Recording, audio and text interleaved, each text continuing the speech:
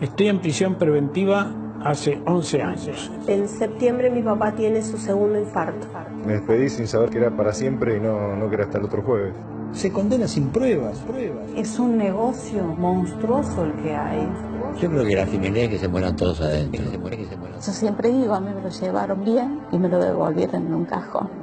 Nos arruinaron la vida. Es una venganza.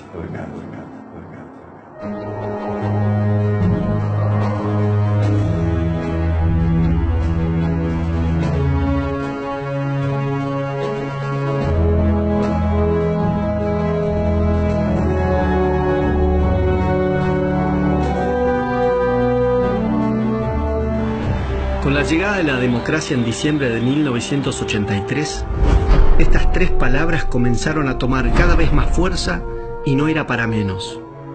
Los argentinos teníamos una gran necesidad de saber qué nos había pasado, qué había sido de miles de compatriotas y por sobre todas las cosas que se hiciera justicia.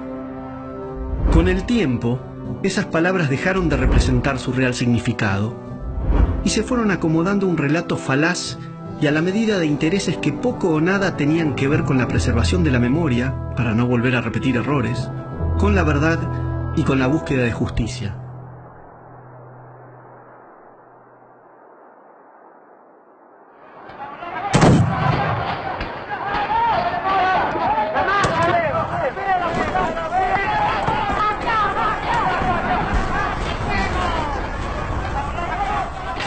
En la década de 70 vivíamos una situación en todo el hemisferio sur, Iberoamérica, África, el sudeste asiático, derivado de las consecuencias graves de las guerras mundiales que abarcaron todo el siglo XX. Y a partir del 47, es decir, 2 años después de la terminación de la Segunda Guerra Mundial, habida cuenta que Stalin no cumple los compromisos de los tratados de Potsdam y Yalta, se inicia una nueva guerra mundial. Y a esta se le llamó fría porque estaba la presencia del artefacto nuclear, de los arsenales químicos y bacteriológicos. El artefacto nuclear quedó para disuadir solamente. Se llegó a la elaboración de la doctrina de la mutua destrucción asegurada. Pero como estaba impedido ese camino, se extiende el espectro de conflicto a las formas más primitivas de la violencia, el terrorismo. Y en la década del 70 estábamos en el cenit de esa guerra mundial, absolutamente diferente a las dos anteriores, que estaba planteándose un conflicto de culturas, es decir, una forma de vivir. Las repúblicas imperiales que estaban inhibidas en el norte nuclearizado de emplear el artefacto nuclear o de agredir con los medios convencionales, pelearon su guerra fría como guerra caliente en el hemisferio sur, que no estaba nuclearizado. Ahí encontramos a Iberoamérica en una situación inédita. Procesos de descomposición política, económica y social, producto de la iniciación de guerras civiles que cabalgaban antiguos conflictos, que en ese momento era peronismo-antiperonismo.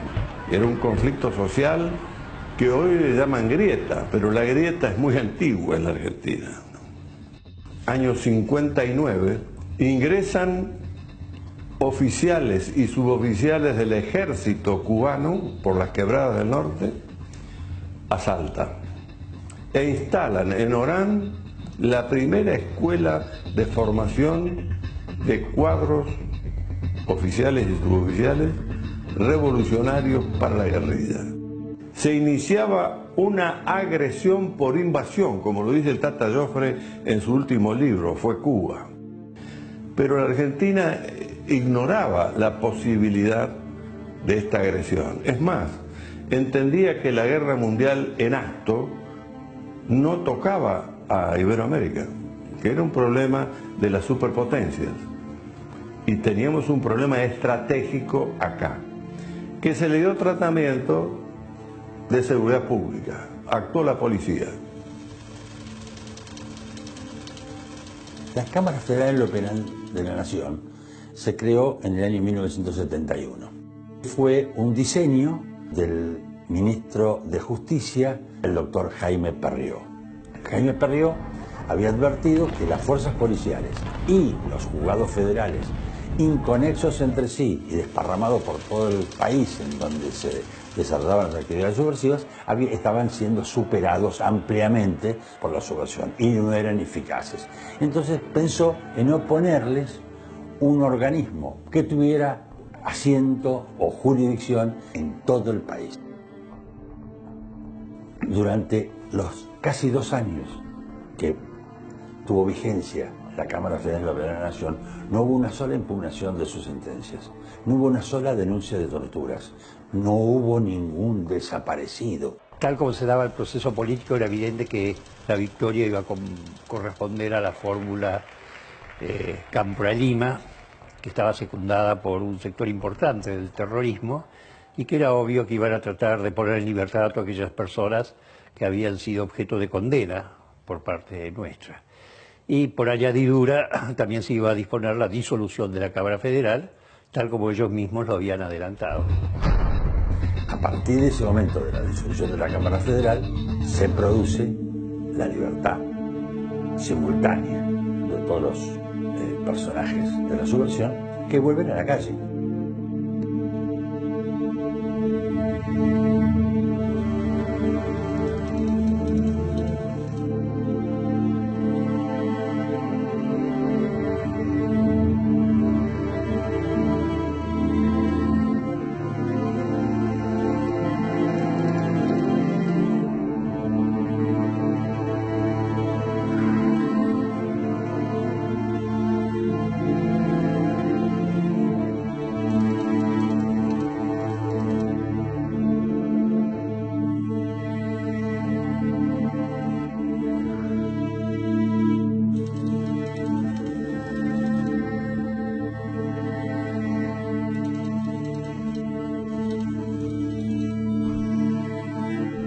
Produjeron un promedio en 8 años de 10.800 hechos de terrorismo. Había un promedio en algunos lapsos de 3 hechos de terrorismo diarios.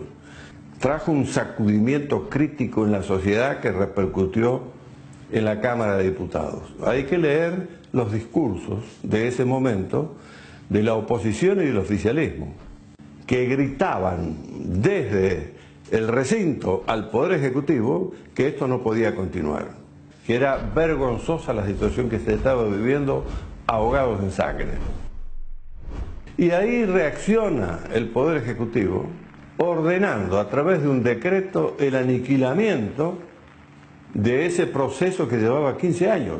Y durante esos 15 años no hubo ni planeamiento estratégico, ni inteligencia estratégica, ni previsiones teóricas para poder llegar a tener una doctrina para enfrentar a esta novedad. Se reaccionó mal con el decreto de aniquilamiento, que en vez de ir al Estado Mayor Conjunto para su planificación, fue a los Estados Mayores Generales, que son administrativos. No se le entregó una ley que sustente operaciones militares en el marco interno. No había ley. No había sustento jurídico y ético para empleo de fuerza en el marco interno. Las Fuerzas Armadas, con el impulso de defender a su bandera, fueron a esa guerra. Y el enemigo le impuso la modalidad del combate, el terrorismo. Le golpearon en lugares más sensibles de la sociedad. Y además tenían apoyo del gobierno de la provincia de Buenos Aires y de varios otros. La idea de tomar el poder de Montoneros era un proyecto realmente en el cual creían. Fue la organización terrorista más grande del mundo en su momento. En diciembre de 1983, el presidente Raúl Alfonsín sancionó los decretos 157 y 158/83, que declaraban, el primero, la necesidad de perseguir penalmente a los terroristas imputándoles delitos comunes, y el segundo, a procesar a las 3 juntas militares que gobernaron el país desde marzo de 1976 hasta 1982, también imputándoles delitos comunes. Y de esa manera limpió a todos los políticos del gobierno peronista y a todos los intendentes radicales y ministros radicales del gobierno militar. Esto fue un acuerdo político, es decir, se utilizó a la política para dejar fuera a los políticos. Por ese motivo crea la CONADEP, para referirse nada más que a los militares, y luego Trócoli promete, una vez que sale el informe de la CONADEP, promete un informe similar respecto del terrorismo que nunca se llegó a concretar. En el año 1986 se dicta la ley 23.492 de punto final, que establecía que toda acción penal contra los autores penalmente responsables de los delitos de desaparición forzada de personas, torturas y asesinato que tuvieron lugar durante el proceso de reorganización nacional y que no hubieran sido citados a declarar antes de los 60 días corridos de promulgada la ley, eran considerados no punibles. La idea de las leyes de punto final y obediencia debida, es decir, un olvido, un perdón, se refería a todos los combatientes de jerarquías que no tenían poder de decisión, sino que cumplían órdenes o habían militado por razones de ideales políticos ejerciendo la violencia, pero sin la responsabilidad del mando. En el año 1987 se dicta la Ley de Obediencia Debida 23.521, que especificaba que los subordinados, cuyo grado estuviera por debajo de coronel, en tanto y en cuanto no se hubieran apropiado de menores o de inmuebles de desaparecidos, no eran punibles, pues se limitaban a obedecer órdenes emanadas de sus superiores. Hacia fines de la década del 80 y principios de la del 90, el entonces presidente Carlos Menem firma una serie de 10 decretos donde indulta a civiles, integrantes de las Fuerzas Armadas, de seguridad y miembros de las organizaciones terroristas. En el año 2003, el Frente para la Victoria obtiene el 22% de los votos por debajo de su oponente, Carlos Menem, quien había obtenido el 24%. Este último decide bajarse el balotaje, por lo que automáticamente resulta electo Néstor Kirchner como nuevo presidente del país. Necesitado de generar rápido consenso para legitimar su escaso poder, Néstor Kirchner hizo todo lo que estuviera a su alcance y más para lograrlo sin importar las consecuencias. Había que buscar un enemigo lo suficientemente malvado a quien cargarle con todos los males de la Argentina, y las Fuerzas Armadas y de Seguridad eran los enemigos perfectos, pues su poder de respuesta era prácticamente nulo. De esta manera, conseguía consenso con las agrupaciones de izquierda. Yo lo he visto a Kirchner seleccionar esos jueces y yo lo he visto a Kirchner reunirse con ellos antes de ser designados. No me lo contó nadie, estuve en todas las reuniones. Y lo que Kirchner les decía es, ustedes están para actuar con total independencia, nunca los van a llamar de la Casa de Gobierno. Así era, ¿eh? Y no estoy mintiendo, vayan y pregunten a cualquier juez de la Corte. Me tengo 2 problemas que para mí son problemas de Estado: los derechos humanos y la posible dolarización de la economía. Salvo esos 2 temas que me preocupan enormemente, pues se están ventilando en la justicia, la verdad es que nosotros no tenemos ningún interés en ningún tema. Y estos temas nos preocupan porque son políticas de Estado.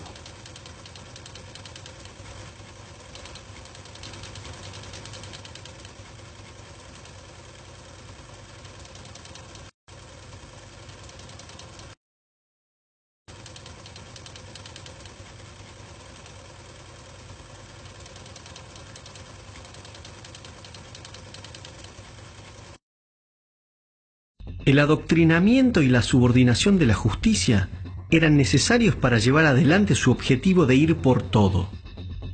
Luego vendrían el copamiento de los medios de comunicación, la cultura, la educación y las empresas estratégicas.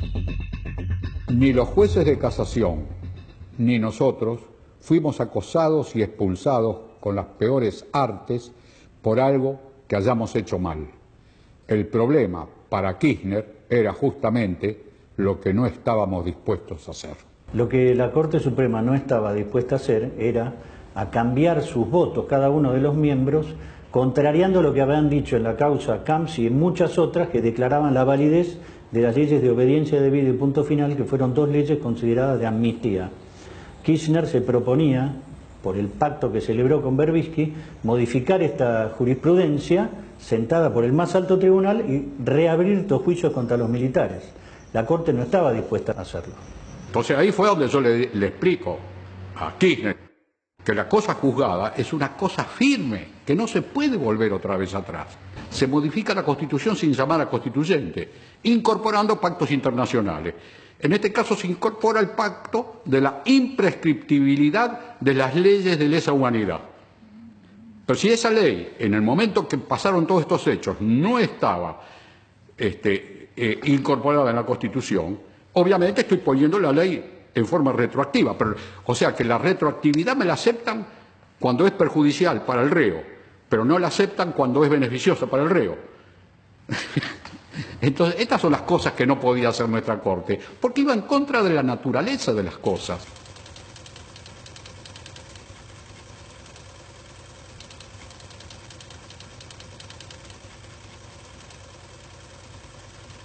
De esta manera, se logró asegurar la voluntad del máximo tribunal del país en materia de derechos humanos, consiguiendo 3 objetivos fundamentales: enjuiciar a las Fuerzas Armadas y de Seguridad, violando todos sus derechos humanos; bloquear a la justicia federal con causas de lesa humanidad, impidiendo que miembros del gobierno tuvieran que responder ante la justicia por delitos de corrupción, narcotráfico y enriquecimiento ilícito a los que Néstor Kirchner no era ajeno; y perseguir a la oposición con procesos judiciales, en particular si estaban vinculados a los años 70. A mi criterio, no era necesario hacer cambios en la Corte Suprema. De hecho, los cambios fueron muy aplaudidos porque decían se terminó con la mayoría automática, pero la verdad es que fue hecho mediante un proceso que nunca se había visto en la Argentina. Jamás se los presionó con llevarlos públicamente al escarnio del juicio político, como hicieron el gobierno kirchnerista a través del senador Falú, haciéndole un escrache público a los jueces y acusándolos nada más que por los fallos que habían dictado. La gente los aplaudió, pero nosotros que trabajamos en la justicia federal nos dimos cuenta que era una bajada de línea completa para toda la justicia federal, en especial la justicia federal penal. Más de 100 miembros del Poder Judicial fueron perseguidos, denunciados, presionados o extorsionados para que se adaptaran al nuevo régimen judicial o dejaran vacantes sus puestos. Varios jueces fueron procesados, algunos resultaron encarcelados, mientras que otros debieron exiliarse. Venía recibiendo amenazas, venían multitudes a mi casa que las traían en colectivo a hacer escraches, pintaban los vidrios del edificio, pintaban los mármoles, las veredas, le gritaban a los vecinos que nos echaran. En la autopista Panamericana, el auto del doctor Vázquez recibe 2 impactos de arma de fuego. Seguidamente, una llamada en su domicilio amenaza de muerte a su hijo. Si un gobierno es capaz de echar, como echó, con semejante violencia y exposición a los jueces de la Corte Suprema, entonces todo el resto de los jueces supieron, y luego lo iban a comprobar, hasta qué punto estaban dispuestos los Kirchner y sus secuaces a llevar adelante esta política. Tanto la ley de obediencia debida como la de punto final fueron declaradas constitucionales por nuestra Corte Suprema de Justicia por la totalidad de sus miembros. Por eso llamó la atención en el año 1998 que el Congreso resolviera derogar esas leyes. La única explicación razonable que se podía dar es que estaban comenzando a sentirse nuevos vientos políticos, nuevos aires políticos en la República, que no estaban de acuerdo con lo que se había hecho hasta ese momento en materia de tratar de concretar una reconciliación en la sociedad argentina.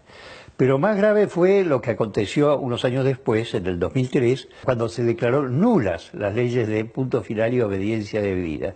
Porque si bien el Congreso pudo derogarlas, con lo cual no se aplicaban de ahí para adelante, pero los efectos de esas leyes se cumplían plenamente, al declararlas nulas, lo que pretendía el Congreso era que esas leyes se tuvieran como que no existieron jamás, que no podían ser dictadas.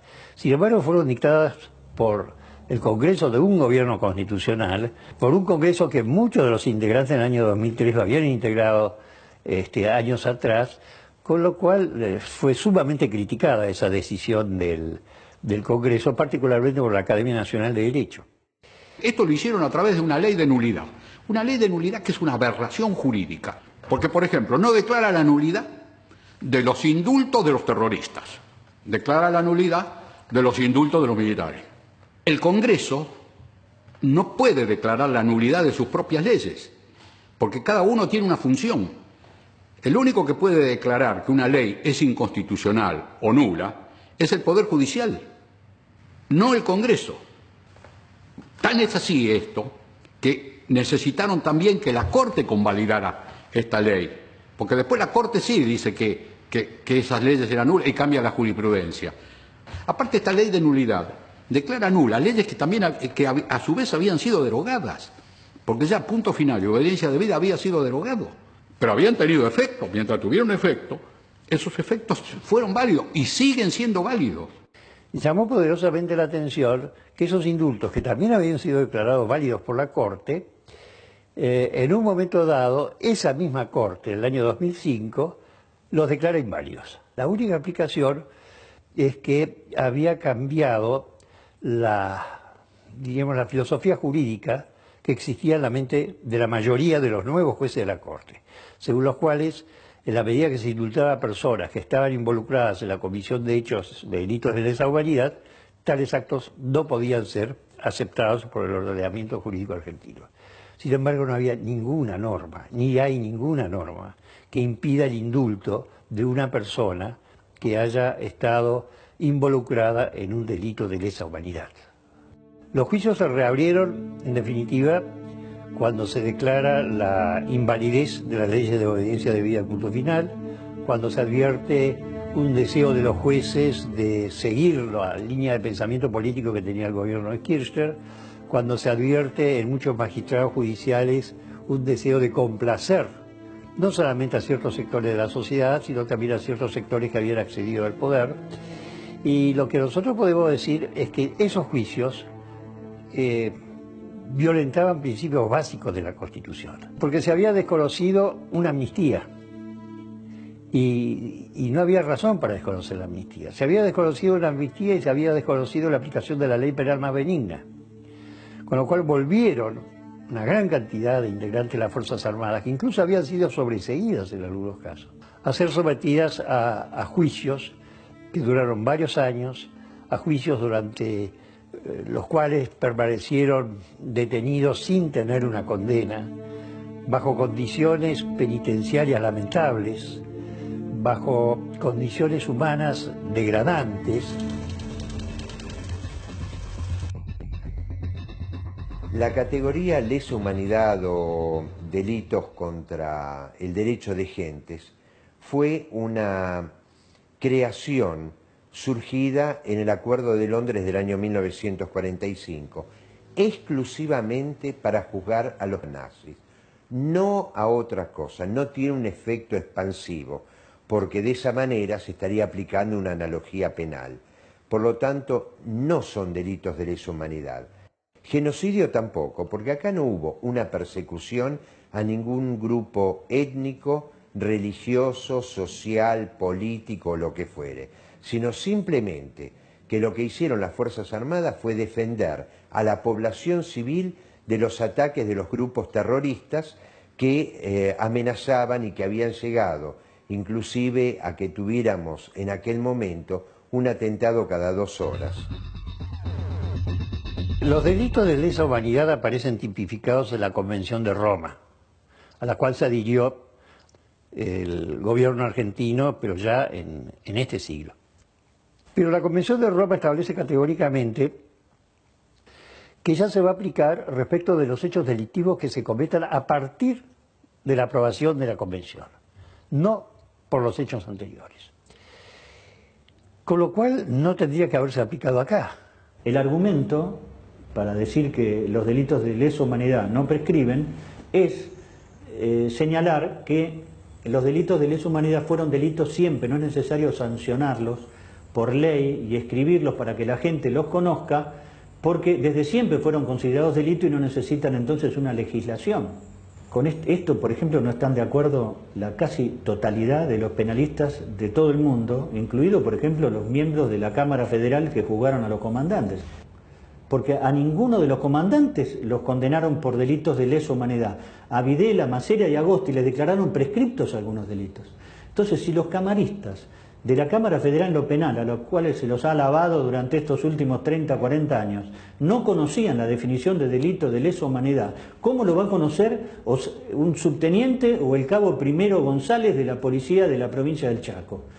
Es un absurdo. Todos los principios referentes a la imprescriptibilidad de los delitos de lesa humanidad, todos los principios referentes a la inaplicabilidad de la ley retroactiva más benigna para los delincuentes de lesa humanidad, todo eso está prohibido por la Convención de Roma. Todo eso está prohibido incluso por la Convención Americana sobre Derechos Humanos, que muchas veces se invoca. Todos ellos dicen que esas cláusulas se aplican para adelante, no para atrás, porque eso acarrea una absoluta inseguridad jurídica. Y viola nuestro artículo 18 de la Constitución, según el cual nadie puede ser sometido a un juicio sobre la base de leyes que no estaban en vigencia cuando se comete el hecho que se cuestiona. Ahora, ¿por qué se hizo eso? Bueno, fundamentalmente por el criterio que tuvo la mayoría de los jueces de la Corte. No hubo ninguna ley que así lo dispusiera entre nosotros. Pero los integrantes de la mayoría de la Corte, los jueces Lorenzetti, Hayton del Olasco, Maqueda y los demás magistrados que nombró el gobierno de Kirchner, con algunos agregados como Petracchi. Petracchi cambió de criterio completamente. Él en su momento había votado por la constitucionalidad de la ley de obediencia debida punto final y después votó por la inconstitucionalidad. Cuando se produjo eso, nosotros vimos un cambio jurisprudencial muy grande a partir del caso Simón, en donde se admitió la aplicación retroactiva de las leyes penales más gravosas para los imputados, lo cual importaba tirar por la borda una de las conquistas más importantes de la democracia constitucional en los siglos XVIII y XIX. La política de Lorenzetti fue manejar la justicia, tratar de conducirla como si fuera un gremio. Él es un secretario general de un gremio que maneja la propiedad, la vida y la libertad de los argentinos, el gremio más poderoso. Esto de llamar a los camaristas, inclusive de las justicias provinciales, para bajar línea, inaugurar una política de derechos humanos y decir esto es una política de Estado que tenemos garantizado con los otros padres. Imagínense el juez que está resolviendo este caso.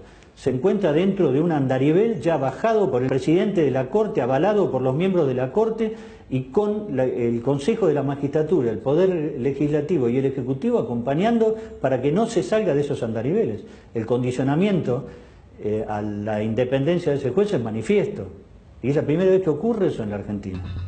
Se interpretan los tratados internacionales de la manera que le resulta más conveniente al gobierno constitucional. Por ejemplo, en la Convención de 1994, cuando se le asignó jerarquía constitucional a determinados tratados sobre derechos humanos, que están en el artículo 75 y inciso 22, nunca los convencionales aceptaban que esos tratados tuvieran jerarquía superior a la Constitución, porque lo prohibía la ley que declaró la necesidad de la reforma, que además había establecido que no se podía modificar ninguna parte del inicio de la Constitución y que toda modificación de esa área iba a ser declarada inválida. Sin embargo, a través de la interpretación que hizo la Corte a partir del año 2003, se llegó a la conclusión de que eso no era así, de que en el mundo se habían surgido nuevos valores, nuevas concepciones sociales, que se había constatado que existía una costumbre internacional ya hace muchas décadas muy fuertes,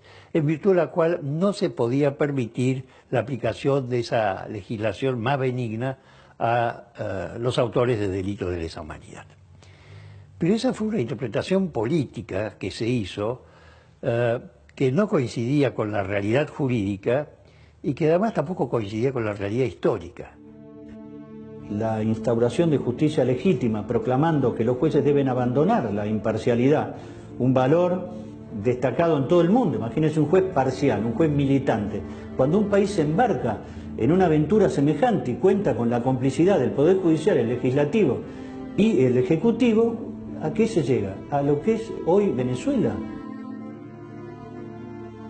Ninguna cárcel argentina cuenta con una infraestructura seria para atender casos gerontológicos y más casos de estrés agudos o crónicos. En los casos de lesa humanidad, lo que pasa es que son gente que muchos de ellos están sometidos a proceso, no tienen condena, ven que otros iguales en delitos no lesa salen tranquilamente excarcelados y esto los mantienen pese a que hay una ley clara y precisa que dice que a los 70 años se los puede sacar. Papá, después de varios procesos que ya lo habían comenzado a perseguir, llamémoslo así, judicialmente por los temas estos de lesa humanidad, es arrestado, es detenido y encarcelado. Habiendo sido ya juzgado durante el gobierno de Alfonsín y declarado libre de culpa y cargo, o sea que lo juzgaron 2 veces por la misma causa. Estaba destinado en Bahía Blanca y era auxiliar de personal. No tenía contacto con operaciones ni con inteligencia, no tenía ningún contacto con eso. La causa que le endosaban a él era ser cómplice y miembro de una asociación ilícita, es decir, el ejército era una asociación ilícita para la justicia y él era parte de esa asociación ilícita y cómplice de haber participado en la detención y desaparición de X cantidad de personas, muchos de los cuales estaban vivos. En realidad él fue condenado en primera instancia, no tenía sentencia firme, fue condenado a cadena perpetua como todos. La negación de la prisión domiciliaria simplemente se reduce en que era parte del plan de esta injusticia en crear una pena de muerte encubierta. Destaco también los padecimientos que sufrió en los juicios, que más que juicios eran unas farsas a nivel de lo que podría haber sido la Rusia de Stalin, en donde había tribunas colmadas de gente insultando y arrojándole cosas. Las irregularidades que más grandes que se cometieron en el juicio fue no haberle aceptado su legajo, que es un documento oficial, como prueba de que él, en el momento de la fecha de la acusación, él estaba prestando servicios en la escuela de guerra y estaba destinado en Estados Unidos, y tampoco le aceptaron el pasaporte porque dijeron que no era válido como prueba para demostrar que él no estaba en el país, razón por la cual quemaron todas las pruebas y lo metieron preso igual.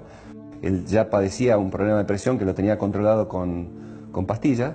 Aclaro también que las pastillas se las negaban, no se las dejaban que la familia les lleve medicamento y muchas veces el servicio penitenciario no les daba los medicamentos que él pedía. Le bajaba mucho la presión, hasta mediodía estaba con la presión baja y nunca le investigaron por qué, nunca. Y él avisaba, hasta se lo encontraron desmayado en el baño y nunca investigaron por qué. Y después empezó con un dolor muy fuerte en el brazo izquierdo, tremendo. Y le daban Dioxadol nada más. Creo que papá sabía algo, él presentía algo, porque ese sábado que lo fui a visitar con mis 2 hijos y mi esposa, me regaló este anillo que llevó toda la vida, y me dio un abrazo y me dijo que lo que quería que lo tenga yo, y creo que eso yo lo tomo como que él se estaba despidiendo porque sabía que algo iba a pasar. Cuando papá falleció, tuvo la suerte de haber podido recibir a mi mamá y a mi hermano ese mismo día a la mañana. Me despedí sin saber que era para siempre y no que era hasta el otro jueves. Para mí él era mi San Martín. Perdón.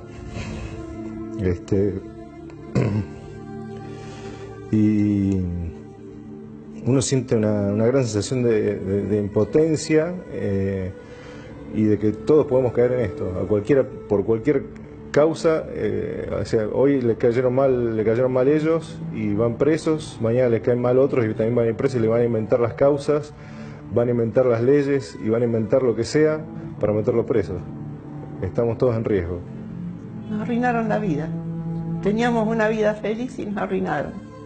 Yo salía a la calle, veía 2 personas grandes que iban de la mano paseando y los envidiaba, porque yo no podía. Nos arruinaron la vida.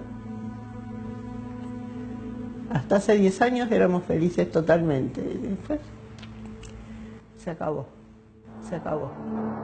Además, las cárceles argentinas están para este tipo de detenidos ubicadas en general lejos de las viviendas o de los domicilios familiares, lo cual dificulta el contacto de las personas mayores con sus familias. factor fundamental para tener en cuenta a la hora de poder considerar que tengan una vida digna. Pasa el camión a buscarlos a todos los que tengan que hacerse atender en distintos lugares. Los pasan a buscar a las 4 de la mañana, de Marcos Paz van a Ezeiza, de Ezeiza van a todos los domiciliarios, y luego llegan a las 8 de la mañana a Devoto, donde hacen traslado de camión, y vuelven otra vez a hacer toda la recorrida, o sea, los dejan a uno en un hospital, otro en otro consultorio, hasta que por último llegan a Ezeiza.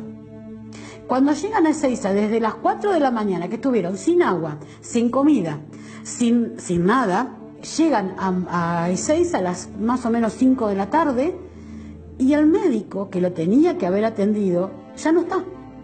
Fueron 5 veces que lo llevaron de esa manera. La impunidad gerontológica es algo que en abril del 2015 sancionó, promulgó o instruyó la Fiscalía General del Estado, a cargo de la Gilles Carbó. Se instruyó a todos los fiscales para que se opusieran absolutamente toda medida morigeradora. Por eso los informes de ellos son, todo siempre está bien, además los informes periciales cada vez son peores, son más cortos, y ahí rige o la venganza en los que defienden, en los que representan a las fiscalías, porque se oponen a todo, o el miedo, que es lo que impera en el cuerpo médico forense. Hemos sufrido agresiones por parte de las organizaciones de derechos humanos, que de derechos humanos tienen muy poco porque siempre fueron agresivos, violentos. Eso nos daba la pauta de que no estábamos ante una situación normal.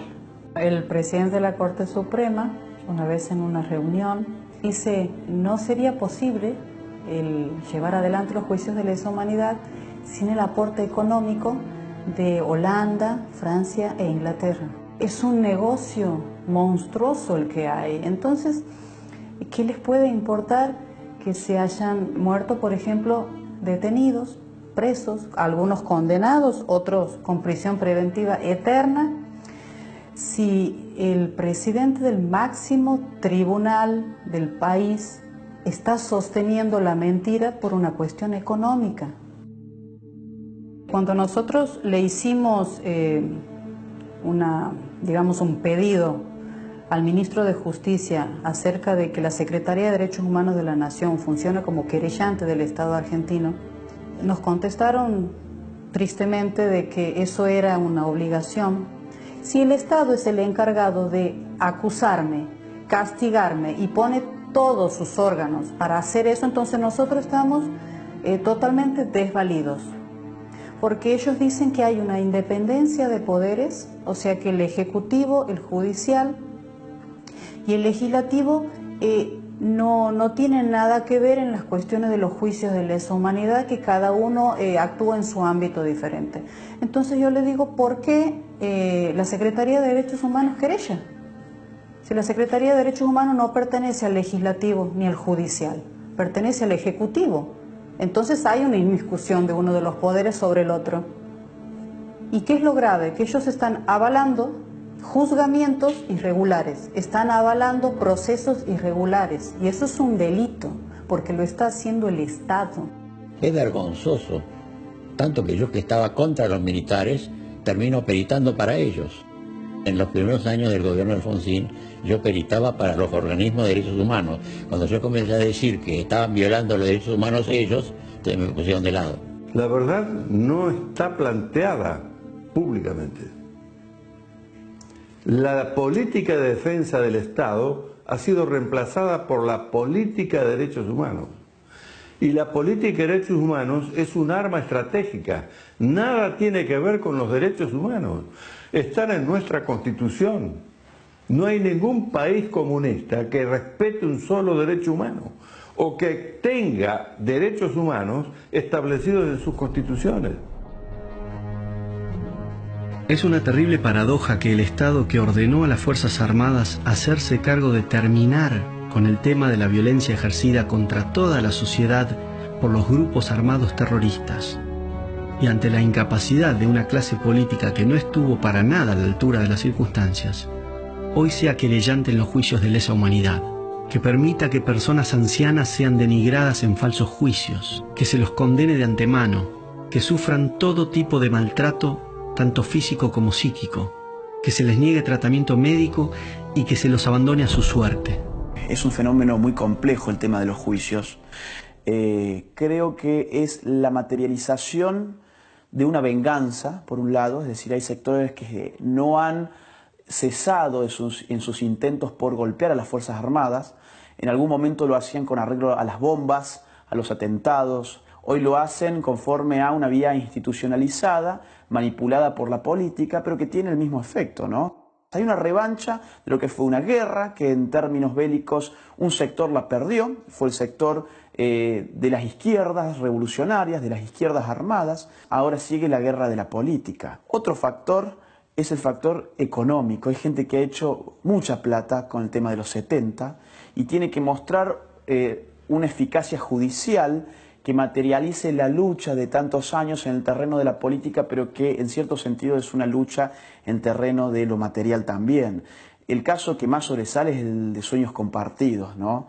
Que atrás de una épica de la lucha de Madres de Plaza de Mayo, estafaron al Estado y con ello al pueblo argentino con casas que jamás se construyeron, con sumas multimillonarias. Con lo cual hay gente que efectivamente ha vivido muy bien en función de todo lo que pasó. Podemos hablar de las leyes de indemnizaciones, leyes que son tan laxas en su formulación que han permitido un sinfín de indemnizaciones a gente que después reapareció, con lo cual, digamos, ha habido un sector que yo llamo los empresarios de los 70. Los empresarios de los 70 son los tipos que han vivido gracias al conflicto de los 70, pero en el hoy. Y después está el sector de la política, un sector de gente al buen estilo Néstor Kirchner, que en los 70 no tuvo ni arte ni parte, y después reinventó su propia biografía personal para hacernos creer que él tuvo una participación orgánica dentro de estos grupos revolucionarios, y sin embargo, durante su intendencia, por ejemplo, y la gobernación de Néstor Kirchner en el sur, jamás se acercaron a los grupos de Madres de Plaza de Mayo, no les prestaban ni siquiera el Zoom de un colegio para poder hacer los actos los 24 de marzo. Usó los 70 para montar una épica gubernamental que disparó la legitimidad hacia arriba, de la cual él carecía ni bien inició su tramo presidencial. Pasó a ser el paladín, ¿no?, de estas causas. La militancia en las organizaciones del peronismo revolucionario, la UES, Montoneros, FAP, Sacerdotes por el Tercer Mundo y FAL, la tradición guevarista del PRT, Ejército Revolucionario del Pueblo, y las tradiciones socialistas y comunistas. Acá hay una falla de nuestra clase política en el sentido de no haber ofrecido a los jóvenes una épica que le pusiera los ojos en la frente y les quitara los ojos de la nuca. Tenemos jóvenes que hablan como viejos, jóvenes que te hablan sobre la revolución, jóvenes que te hablan sobre las conquistas sociales y ese tipo de cuestiones, mientras tenemos otros países donde los jóvenes están hablando sobre la robótica, sobre cómo mejorar el día a día efectivo de cada país y venden menos humo. La acción psicopolítica desarrollada en paralelo con la acción judicial por Horacio Berbisky desde el CELS y desde la prensa han encerrado en una tenaza a la población argentina. Nos quedamos sin fuerzas armadas para atender a los reales riesgos estratégicos de este tiempo y nos quedamos sin poder judicial, en particular con la justicia federal penal. Hoy no tenemos jurisprudencia válida porque se han llevado por delante todos los principios del derecho penal. Se han modificado los conceptos centrales de lo que se está haciendo en los tribunales orales federales. Se ha modificado el concepto de lesa humanidad que da el Tratado de Roma, la Convención de Roma. Y lo ha hecho la Corte, que a su vez, a través de su presidente, dice que siguen una decisión política y no el respeto a la Constitución y a la ley. Más claro, imposible. O reacciona el electorado argentino o estamos con un problema grave hacia el futuro inmediato. Es importante que tomemos conciencia de que los derechos humanos por definición pertenecen a todos los seres humanos, sin distinción de raza, credo, posición social o política. Es fácil reconocerlos en quienes son nuestros iguales. La grandeza radica en reconocerlos en aquellos que son completamente distintos a nosotros. Las futuras generaciones deben crecer sin odios ni divisiones, comprendiendo que la violencia de la década del 70 nos atravesó a todos en mayor o menor medida. Para ello debemos revisar nuestra historia sin apasionamientos ni banderías políticas que en nada contribuyen a la búsqueda de la verdad. Solo así podremos dejar atrás un pasado que se empeña en no dejarnos avanzar hacia el futuro.